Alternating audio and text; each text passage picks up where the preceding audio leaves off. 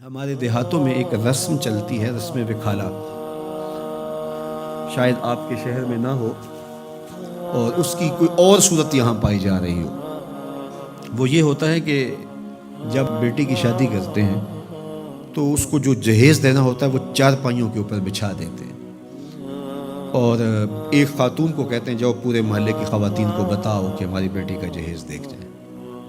اور پھر محلے کی ساری خواتین آتی ہیں اور وہ دیکھتی ہیں۔ اچھا، دیا تو اپنی بیٹی کو ہے، محلے کی خواتین کو ہم دکھا رہے ہیں صرف داد وصول کرنے کے لیے۔ کل چوپالوں میں تذکرے ہوں کہ واہ واہ سیٹھ صاحب نے، چودھری صاحب نے،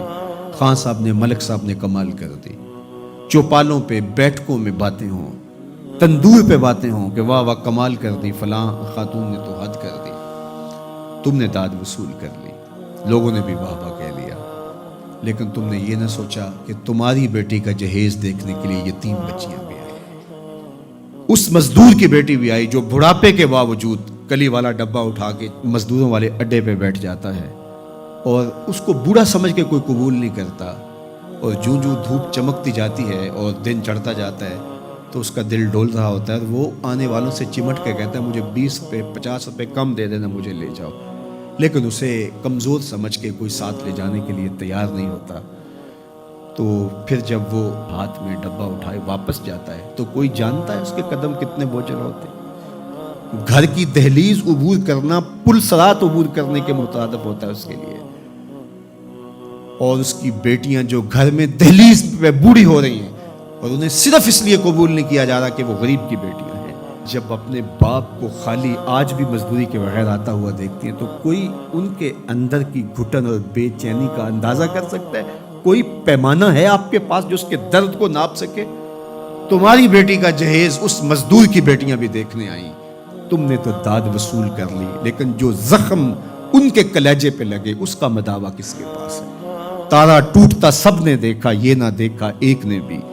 کس کی آنکھ سے آنسو ٹپکا، کس کا سہارا چھوٹ گیا۔ تو میرے حضور تو کس قدر نزاکت قلبیہ کا لحاظ رکھنے کی تلقین کرتے ہیں کہ اپنے گوشت کی خوشبو سے غریب ہمسائے کو بھی تکلیف نہ دو۔ سید سلیم گیلانی نے لکھا تھا کہ امیر آدمی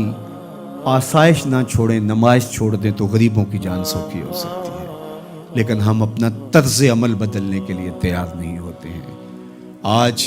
جو ایلیٹ کلاس کا طرز زندگی ہے اس نے غریبوں کی زندگی کو اور اوکھا کر دیا ہے۔ میرے حضور کو میرے رب نے اختیار دیا کہ اگر آپ چاہیں تو یہ بتا مکہ سونے اور چاندی کا بن جائے، لیکن حضور نے فرمایا نہیں، کہ میں جو ہے وہ فقر کی زندگی کو اختیار کرتا ہوں۔ آج غریب حضور کو دیکھ کر کے ایک تسکین پا جاتا ہے، اور اگر حضور کی سیرت کا یہ عنوان ہمارے سامنے نہ ہوتا تو پھر بتائیے آج غریب کے لیے جائے امان کہاں ہوتی؟ میرے حضور نے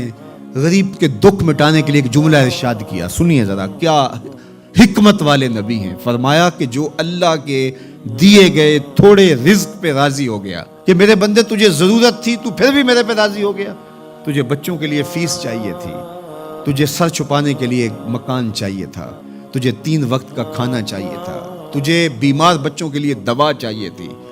لیکن تو پھر بھی راضی ہو گیا کہ میرے مالک نے مجھے جس حالت میں رکھا ہے میں واہ واہ خوش ہوں۔ تو جو اللہ کے دیے تھوڑے رزق پہ راضی ہو گیا، اس کو تو ضرورت تھی پھر بھی راضی ہو گیا،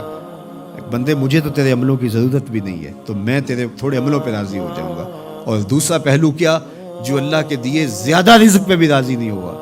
ہر وقت ناشکری ناشکری ناشکری، تو پھر وہ دیکھے کہ قیامت کے دن